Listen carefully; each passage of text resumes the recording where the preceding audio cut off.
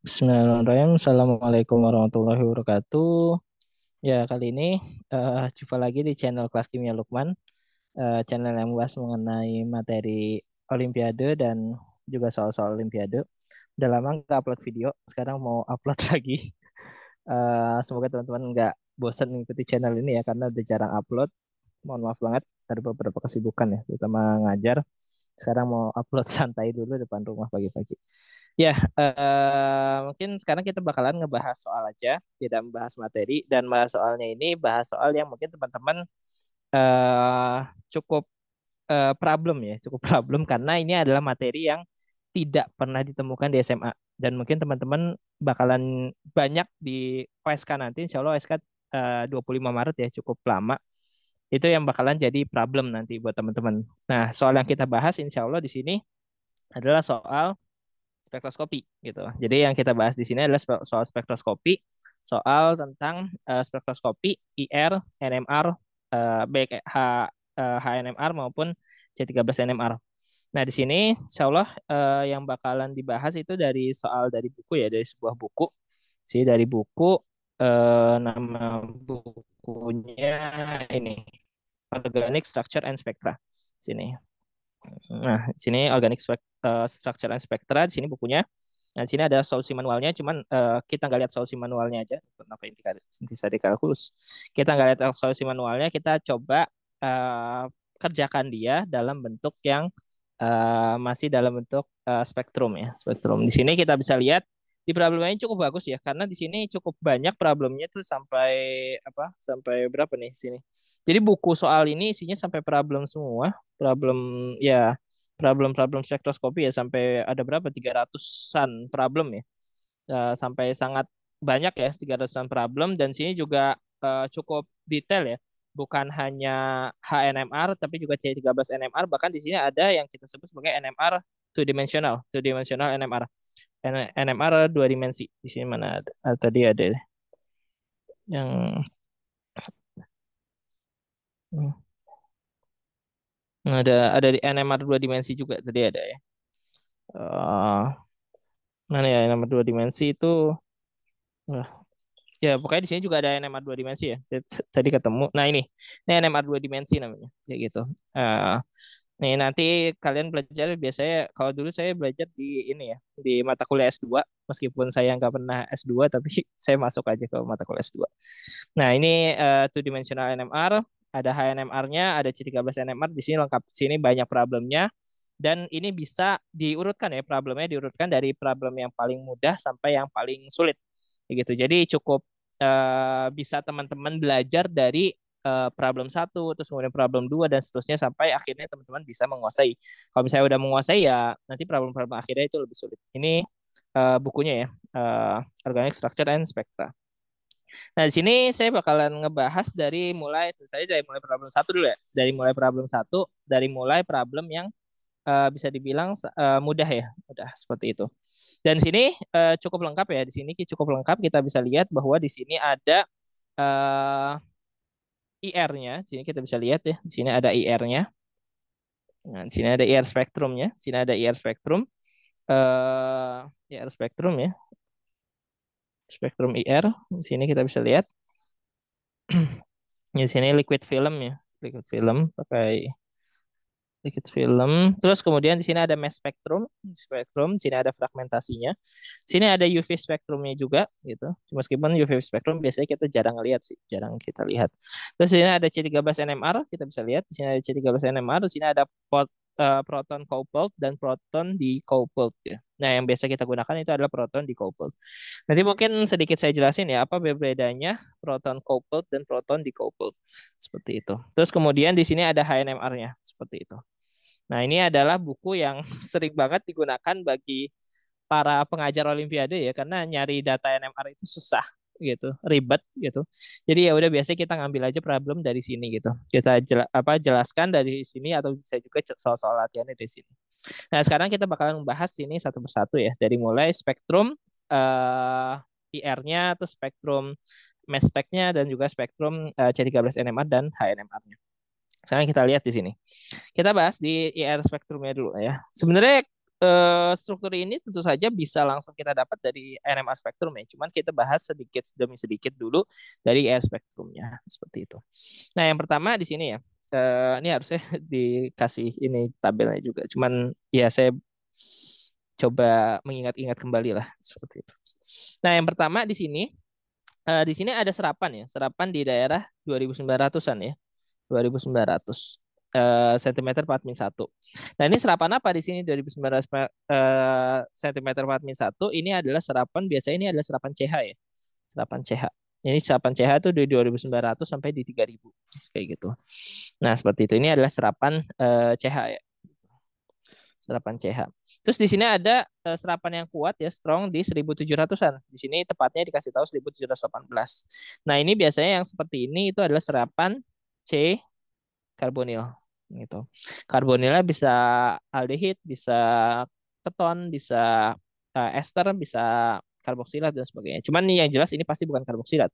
Kenapa? Karena karboksilat itu ada gugus OH kan ya. Kalau karboksilat itu ada gugus OH, maka kalau ada gugus OH pasti ada serapan di daerah 3300-an yang bentuknya broad seperti itu. Oh ya, buat link apa?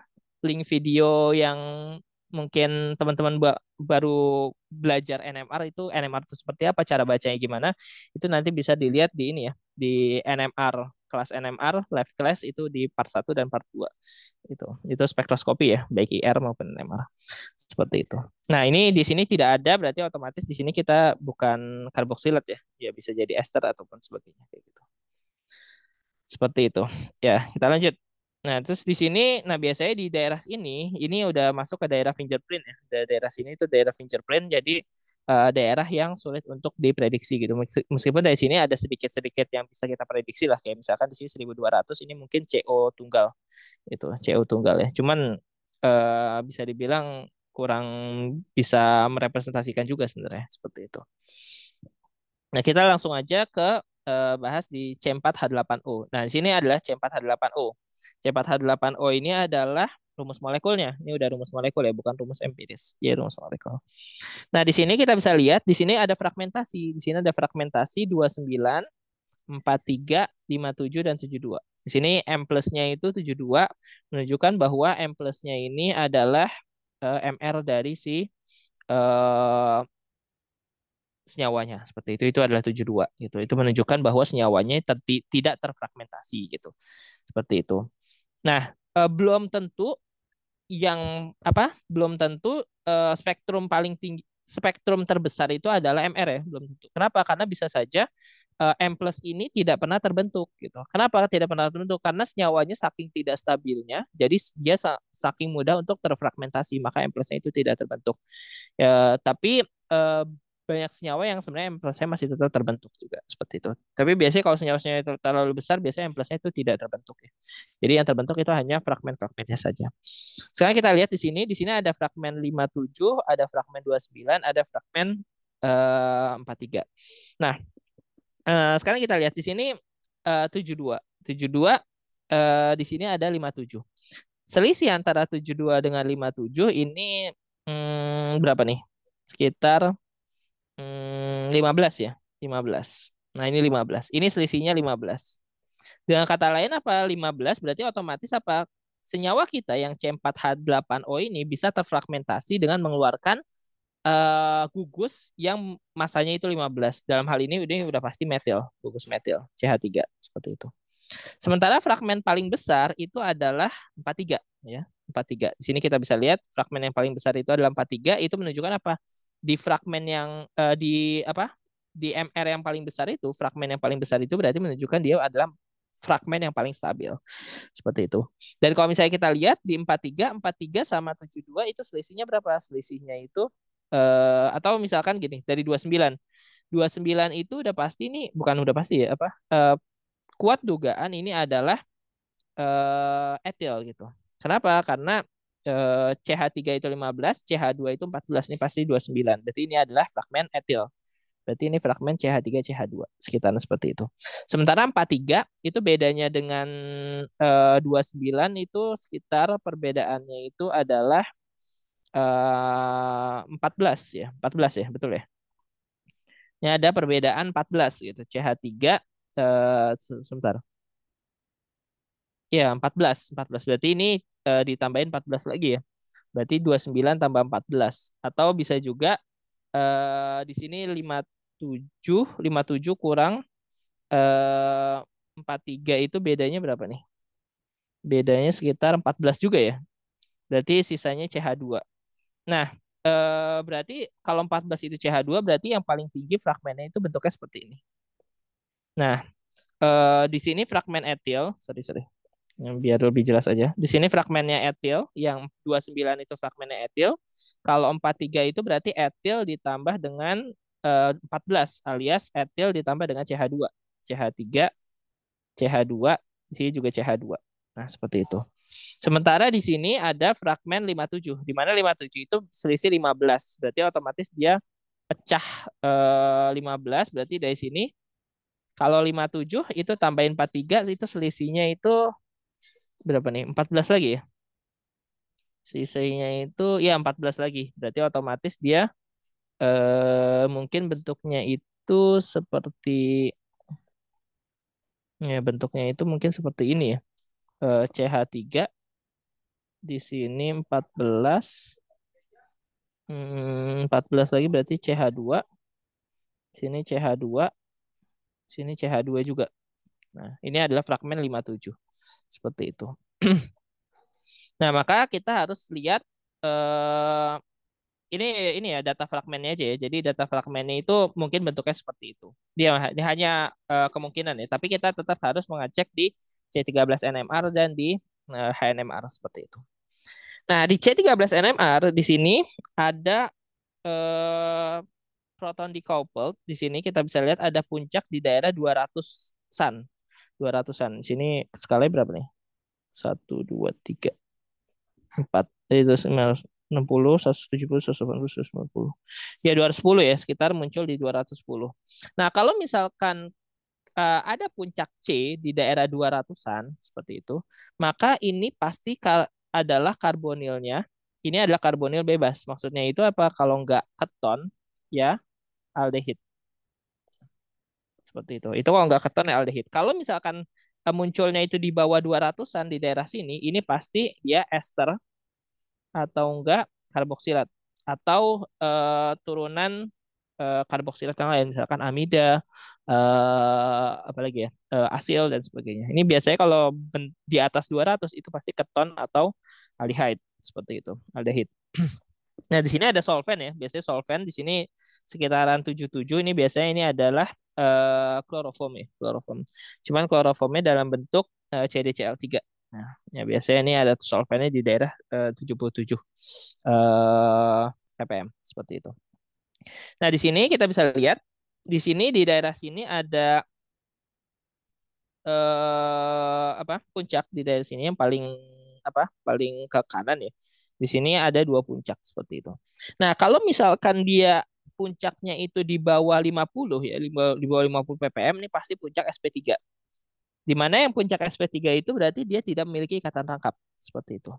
Sementara kalau misalkan dia di di sekitaran 120 sini ya, sini di sekitaran 100-an ini biasanya ikatan rangkap dua ya, alken gitu. Nah, biasanya kalau alkuna itu di daerah sini setahu saya itu daerah 60 sampai 80 itu alkuna seperti itu. Nanti bisa dicek lagi. Nah, seperti itu. Jadi otomatis di sini nggak ada alkena, nggak ada alkuna, nggak ada ester, nggak ada karboksilat ya. Jadi berarti di situ adalah keton atau aldehyde. Seperti itu. Nah, sekarang kita bahas di spektrum NMR-nya. Di sini sebenarnya langsung jelas sih kelihatan strukturnya apa. Di sini ada spektrum NMR. Di sini kita bisa lihat kalau misalkan spektrumnya itu di daerah 2 ke atas, ya, di sini daerah 2 ke atas nih bisa. Ini spektrumnya itu dia bersebelahan dengan gugus karbonil. Oke. Dia pasti bersebelahan dengan gugus karbonil.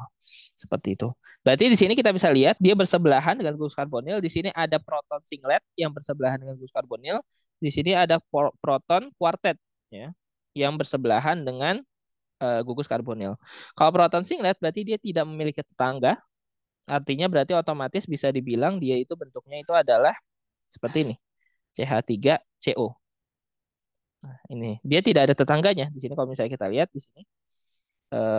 Maka di bagian sini CH3CO. Nah, di sini CH3-nya dia bentuknya seperti ini. Dia tidak ada tetangganya nih. Sini kita bisa lihat. Hanya tidak ada tetangganya. Makanya dia bentuknya singlet. Sementara yang kuartet dia tetangganya itu ada berapa? Ada tiga ya. Sorry. Iya ada tiga. Dia bentuknya ada tiga. Berarti dia bentuknya ada tiga sebentar. Terus di sini proton singlet. Di sini triplet tetangganya. Sebentar. Tetangga ya, tapi ini triplet ya. Di sini nggak ada tetangganya karena dia singlet. Di sini ada kuartet dan sini ada triplet. Kalau tripletnya itu tetangganya dua ya. Berarti CH3, sorry, sini. Hmm, CH3 ini adalah bagian sini. Ini adalah yang paling luarnya ya. Nah, terus ini di sini ada CH2. Nah, ya bentuknya berarti seperti ini. Nah, C4H8O. Berarti di sini kita bisa lihat bahwa di sini itu adalah tetangganya tiga, maka dia bakalan muncul kuartet di sini. Di sini tetangganya dua, maka dia bakal muncul triplet. Di sini kita bisa lihat. Nah, sini. Nah, di sini kita bisa lihat bahwa kalau misalkan dia lebih dari dua, itu biasanya dia adalah bersebelahan dengan karbonil. Ya. Sini lebih dari dua. Itu bersebelahan dengan karbonil. Maka di sini saya udah pastikan bahwa di sini adalah dia bentuknya karbonil seperti itu. Nah, bagaimana dengan fragmennya? Nah, kalau kayak gini baru kita cocokkan dengan fragmennya ya. Nah, fragmennya tadi berarti ada beberapa kesalahan di fragmennya itu. Nah, kesalahan dari analisis saya berarti, bukan kesalahan dari fragmennya ya. Nah, sekarang kita lihat fragmennya bahwa kita udah tahu sebenarnya strukturnya itu adalah dua butanon. Di sini kita bisa lihat strukturnya itu adalah dua butanon dengan masing-masing adalah bentuknya seperti ini. Di sini ada CH3 singlet dan di sini sebelahnya karbonil maka dia berada di peak 2 ppm ya. Geseran kimia chemical shift di 2 ppm. Sementara di sini ada kuartet CH2. Di sini kita bisa lihat karena dia sebelah karbonil dia lebih downfield. Berarti sekitar 2 2,5 2,4 lah 2,4 ppm di sini kita bisa lihat. Sementara yang paling upfield di sini kita bisa lihat adalah CH3 yang di sini yang tidak dekat karbonil di sini adalah bentuknya sekitar belum sampai 1 ppm ya, sekitar 0,9 0,8 ppm. Seperti itu. Nah, bentuknya itu seperti itu ya. Jadi bentuknya seperti ini. Oke. Nah, sekarang kita bahas di spektrumnya ya, di apa? Di bagian eh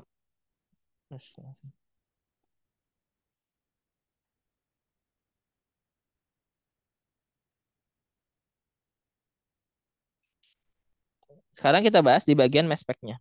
Bahwa kita tahu bahwa bentuknya itu bentuknya itu dua butanon kan seperti ini. Nah, 29 itu udah jelas adalah fragmen etil. Berarti kalau fragmen etil ini di sini 29 itu adalah ini. Seperti itu. Oke. Nah, sementara 43 ini 29 ya. 9, saya lingkaran. 43, 43 itu kalau misalnya kita lihat dia di sini ini 15 ya karena itu metil. Ini sorry, ini CO itu 4, CO itu 12 sama 16, berarti 28. 28 tambah 15 43. Oh, berarti 43-nya itu bukan apa? Bukan propil, tapi 43-nya itu ternyata itu adalah si ini gugus karbonil. Namanya apa ya? Asil, namanya asil. Gugus asil, berarti di sini gugus asil. Nah, C3 seperti ini. Ini adalah gugus asil ya. Di sini kita bisa lihat. Di sini dia gugus asil. Seperti itu. Sementara yang 57 apa? 43 tambah 14. Sebentar. Kalau 57 ini 28 tambah 29, 28 tambah 29 juga 57. Oh, berarti otomatis yang lebih stabil itu yang si 57-nya itu adalah bentuknya saya kasih warna purple ya. Nah, yang ungu, nah bentuknya seperti ini. Ini adalah fragmen si yang 57. Nah, jadi seperti itu ya. Jadi kalau fragmen 57 itu bentuknya itu adalah 1 2 3 propanoil. Kalau misalkan yang 43 itu adalah etanoil atau biasa kita sebut sebagai asil. Sementara yang 29 itu pasti etil seperti itu. Makanya kita bisa lihat. Dan spektrum UV phase ini ada spektrum di daerah 200-an. Ini berarti otomatis ada spektrum atau ada penyerapan sinar UV melalui senyawa tersebut. Nah, penyerapan sinar UV, ingat dulu pernah saya bilang di kelas spektrum juga ya, bahwa sinar UV ini disebabkan adanya transisi. Transisinya itu bisa dari sigma ke sigma bintang, bisa dari V ke V bintang, bisa juga dari N ke V bintang. Seperti itu. Nah, buat keton ini biasanya yang cocok itu adalah dari N ke V bintang ya, bukan dari V ke V bintang. Seperti itu. Nah, ini biasanya N ke V bintang. Ini adalah serapan dari N ke V bintang. Seperti itu. Seperti itu. Oke, jadi mungkin bentuknya seperti itu ya. Nah, seperti itu. Nah, kalau yang ini di sini kita bisa lihat, nah ini juga termasuk yang dekat dengan keton ya. Di sini kita bisa lihat. Nah, kalau proton decoupled itu kita tahu ya bahwa dia itu bentuknya di sini adalah kuartet. Kuartet ini berarti otomatis dia tetangganya ada tiga. Berarti di sini adalah yang CH3. Di sini triplet, maka dia ini adalah yang CH2. Di sini adalah kuartet, berarti ini adalah CH3. Seperti itu. Nah, kayak gitu. Ini proton decoupled ya. Kayak gitu. Kalau ini proton coupled. Nah, ini proton decoupled. Nah, kenapa kita lebih senang proton decoupled? Karena ya kita nggak butuh CH2, CH3, dan sebagainya. Kita biasanya seperti itu. Tidak terlalu membutuhkan yang proton coupled. Karena kalau misalkan kita pakai yang proton coupled, itu untuk senyawa yang jauh lebih banyak, jumlahnya, C-nya, itu pasti bakalan sangat membingungkan sekali. Maka kita biasa pakai proton decoupled. Atau biasanya kita juga pakai analisis DEPT ya. DEPT. DEPT. DEPT itu kalau yang CH3 itu ke atas, yang CH2 itu ke bawah. Nah, CH3 ke atas, CH2 itu ke bawah. Nanti di sini ada juga yang CH itu ke atas. Nah, CH itu juga ke atas ya. Jadi kalau misalkan spektrumnya itu ke atas, dia bisa CH atau CH3. Sementara kalau yang C itu tidak muncul spektrumnya seperti itu. Kayak gitu. Itu biasanya gitu ya. Pakai DEPT gitu. Di sini biasanya di sini setahu saya itu ada juga yang ngebahas DEPT, C13NMR, DEPT. Nah, di sini ada DEPT. Seperti itu. Biasanya kita pakai proton decoupled kalau nggak DPT karena itu lebih gampang gitu. Kalau pakai proton coupled lebih sulit seperti itu. Ya, itu adalah soal nomor satu ya. Jadi soal nomor satu jawabannya adalah dua butanon seperti itu. Dua butanon seperti itu. Oke, ini adalah dua butanon seperti itu. Nah, selanjutnya kita bahas nomor dua. Sekarang dua soal dulu aja ya supaya gampang dicerna. Nah, ini saya suka nih. Nah, kalau soal nomor dua di sini sebenarnya jauh lebih mudah dibandingkan dengan soal nomor satu ya. Karena di sini kita bisa lihat di sini ada broad, broad yang besar sekali ya, broad yang besar dari mulai 3.000-an sampai ke atas gitu, broad yang besar sekali. Puncaknya di daerah 3.113. Ini adalah udah jelas ini adalah spektrum ini adalah gabungan dari spektrum ini. Nah, dan spektrum bentuknya kayak gini. Nah, ini digabung jadi bentuknya seperti ini. Nah, ini spektrum yang broad seperti ini udah pasti adalah spektrum dari OH. Nah, broad. Kalau OH itu cirinya broad. Penjelasannya karena kayaknya di video ada deh. Penjelasannya itu karena dia memiliki ikatan hidrogen ya. Jadi kalau yang ikatan hidrogen dan bebas itu biasanya dia pasti bakalan broad kayak gitu. Sini ada CH dan di sini ada apa namanya? Karbonil seperti itu. Di sini adalah karbonil. Tentu saja ya 1.700 strong pasti karbonil seperti itu. Sementara di sini ya ini adalah fingerprint ya. Fingerprint kalau misalnya kita lihat di sini sulit untuk diprediksi tapi biasanya ini CO cuman CO tunggal ya. Di sini CO tunggal cuman belum tentu CO tunggal juga sih. Makanya C yang tunggal yang berikatan dengan CN bisa CN tunggal. Pokoknya biasanya C yang ikatan tunggal ya. Sementara C ikatan tunggal itu banyak seperti itu. Tapi bukan H yang jelas, bukan C bukan berikatan dengan H. Dia CC juga bisa di sini. CC tunggal seperti itu. Di sini CC tunggal bisa. Kayak gitu. Kayak tadi itu bukan CO berarti CC tunggal seperti itu. Pokoknya C berikatan dengan atom C berikatan dengan atom lain selain H. Situ biasanya. Tunggal. Oke, bentuknya seperti itu. Sini ada mass spec. Mass specnya di sini 7457 apa 45 ya. Nah, di sini ada 45. Nah, 74, 57. Tadi kita udah lihat 57 itu bahwa propanoil ya, propanoil. Sorry, iya propanoil. Berarti bentuknya kayak gini. Ini hanya perkiraan ya. Ini adalah 57. Ini 29 tambah 28 itu 57. Nah, ini adalah perkiraan propanoil, tapi di sini ada etil juga. 45 kan etil ya. 45 etil, CH3, CH2. Nah, 74 ya berarti sisanya seperti itu.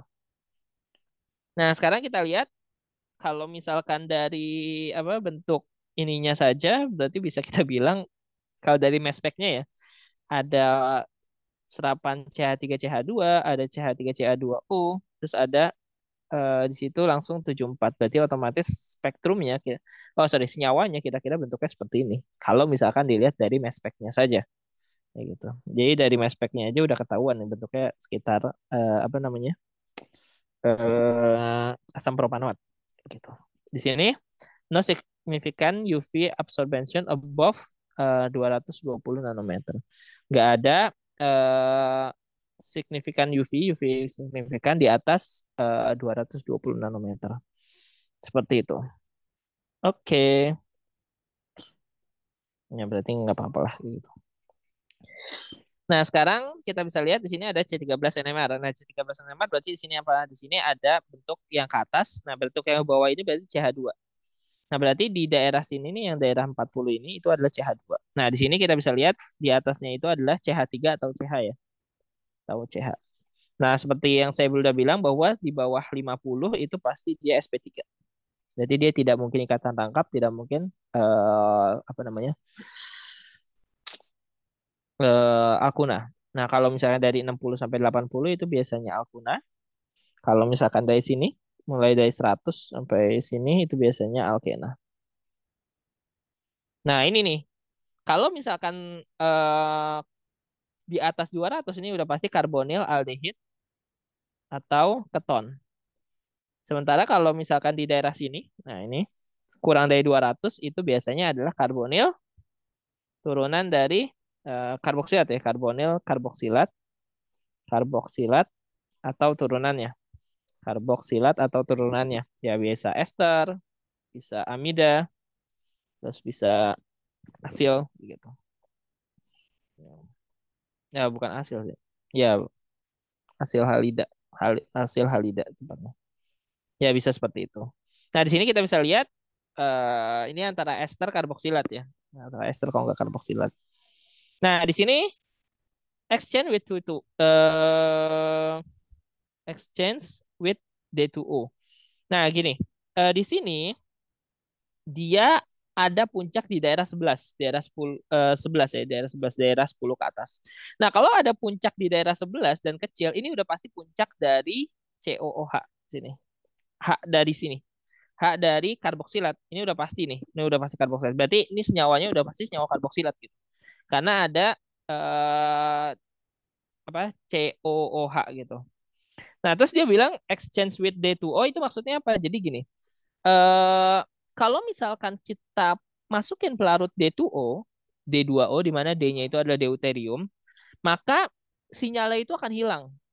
Ini udah jelas banget menunjukkan bahwa dia itu emang karboksilat. Kenapa? Karena kalau misalkan kita kasih D2O, kalau senyawa karboksilat kita kasih D2O, deuterium apa air berat ya, heavy water, maka otomatis kita bakalan menjadikan senyawa tersebut menjadi COOD.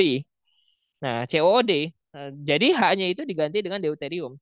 Nah, ingat bahwa deuterium itu memiliki I atau spin inti itu nol. Kalau misalkan deuterium itu memiliki spin inti nol, maka dia tidak akan terdetek di NMR, di HNMR gitu. Maka otomatis apa dia bakalan hilang gitu. Makanya ini yang dimaksud dengan exchange with D2O. Itu buat menguatkan bahwa ini emang karboksilat seperti itu. Nah, selanjutnya apa? Di sini ada kuartet. Kuartet di daerah 2 ke atas itu udah pasti kuartet sebelah karboksilat. Di sini ada triplet. Nah, triplet di daerah satu ini berarti bukan sebelah karboksilat, bukan sebelah keton. Seperti itu. Berarti otomatis bentuknya gimana nih? Hmm, Jadi bentuknya ya seperti ini. Tentu saja. Seperti sudah dugaan kita dari awal.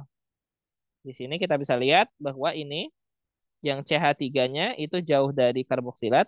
Ya, enggak jauh juga sih. Ya, tidak bersebelahan dengan karboksilat. Ini adalah CH2 yang sebelah karboksilat. Bentuknya kayak gini. Kok kayak gitu. Nah, ini bentuknya seperti ini. Dan di sini adalah gugus OH. Nah, gugus OH-nya di sebelah sana. Seperti itu. Seperti itu. Oh, berarti yang ini CH3 ya. Ini adalah CH3, ini adalah CH2. Seperti itu. Ya, jadi bentuknya seperti itu. Di sini adalah COOH. COOH. Seperti itu. Jadi ini bentuknya seperti ini ya. Ini adalah penyelesaian dari problem 2. Ya, semoga tetap konsisten ya untuk upload videonya. Jadi insya Allah tetap masih ngebahas spektroskopi. Terus dari juga nanti saya lagi nyari soal OSK tahun 2023 ya. Itu belum sempat dibahas. Kalau misalnya kita lihat di YouTube saya, wah ada Pak Tom Lembong. Kalau misalkan kita lihat di YouTube saya, misalkan eh, belum pernah ngebahas ya 2023 ya. OSK 2023 belum ngebahas. Jadi eh ya ini ya, belum ngebahas. Jadi belum ada ini karena belum ada soalnya gitu. Kemarin terakhir baru ngebahas soal KSN aja. KSN 2023 juga belum dibahas. Ini juga kemarin ngebahas eh, soal Olimpiade di Amerika Serikat. Ya, semoga tetap ini ya, gitu. Sementara ini yang lain-lain, nah ini baru membahas KSN seperti itu. Belum ada ngebahas yang OSK 2023. Insya Allah kalau misalkan soalnya udah ada di ini ya. Oh ya, kalau misalnya teman-teman ada soalnya bisa dikirimkan ke email saya ya. Bisa dilihat di apa deskripsi, nanti emailnya ada. Ya, mau nanya soal juga silahkan. Insya Allah bisa dijawab. Terima kasih. Mungkin sekian aja. Kurang lebih mohon maaf. Assalamualaikum warahmatullahi wabarakatuh. Sampai jumpa di eh, video-video selanjutnya.